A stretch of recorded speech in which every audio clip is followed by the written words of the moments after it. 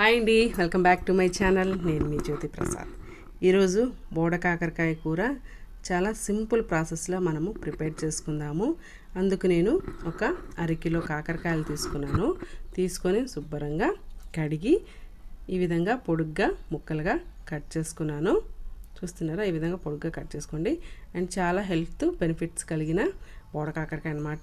పచ్చిమిర్చి, ఉల్లిపాయ, టమాటా, కరివేపాకు తీసుకున్నాను. ఒక గిన్నె పెట్టుకొని 150 గ్రామ్స్ ఆయిల్ యాడ్ చేసి కచ్చాపచ్చగా దంచిన ఎల్లిపాయలు, జీలకర్ర అండ్ కరివేపాకు యాడ్ చేసుకున్నాను.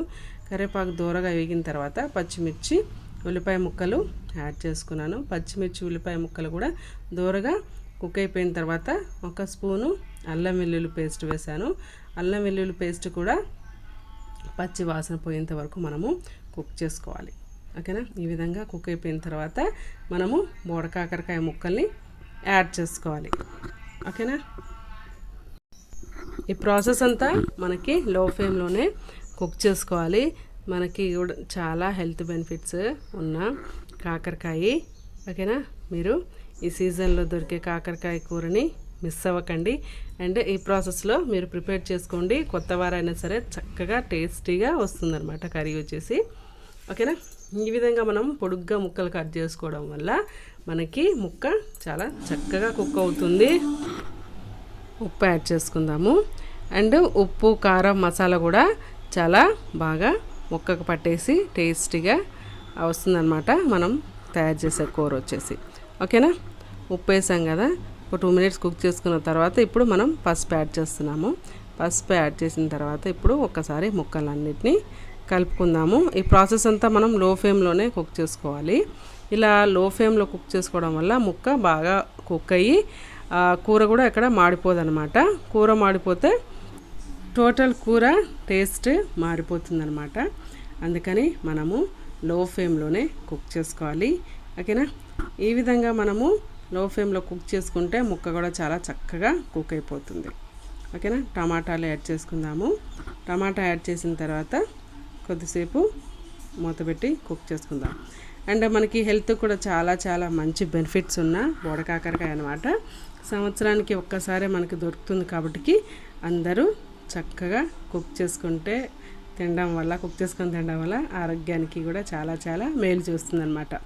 ఓకేనా, అండ్ ఇలా ఈ విధంగా సింపుల్ ప్రాసెస్లో ట్రై చేయండి. మీ కూర చాలా చాలా బాగా వస్తుందన్నమాట. ఓకేనా, టమాటా మొత్తం కుక్ అయిపోయింది కదా, ఇప్పుడు మనము కొద్దిగా కారం అయితే యాడ్ చేసుకుందాం. ఒక స్పూను కారం అయితే సరిపోతుంది. ఇంతకుముందు మనము పచ్చిమిర్చి యాడ్ చేస్తాం కాబట్టి ఒక స్పూను కారం సరిపోతుంది. మూత పెట్టి కుక్ చేసుకుందాం. ఓకేనా, ఫస్ట్ టైం కనుక మన ఛానల్ ఎవరైనా చూస్తున్నట్టయితే ప్లీజ్ సబ్స్క్రైబ్ చేసుకోండి అండ్ మన ఛానల్ని సపోర్ట్ చేయండి.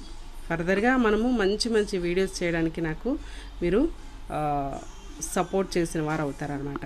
ఓకేనా, ఒక 2 minutes మూత పెట్టి కుక్ చేసుకుందాము. అండ్ బోడ కాకరకాయ తినడం వల్ల షుగర్, బీపీ ఉన్న వాళ్ళకి చాలా చాలా మంచిది. అండ్ మనకు కూడా చాలా మంచి ఆరోగ్యాన్ని అందిస్తుందన్నమాట. ఓకే, లాస్ట్ అండ్ ఫైనల్ ఇప్పుడు గరం మసాలా యాడ్ చేసుకున్నాము. గరం మసాలా యాడ్ చేసుకున్న తర్వాత కొత్తిమీర కూడా యాడ్ చేసుకుంటే సరిపోతుంది. ఓకేనా, కొత్తిమీర కూడా యాడ్ చేసుకున్నాము. ఒక 2 minutes మూత పెట్టి కుక్ చేసుకున్నాం. కూర ఎంత కుక్ అవుతే అంత టేస్ట్ వస్తుందండి.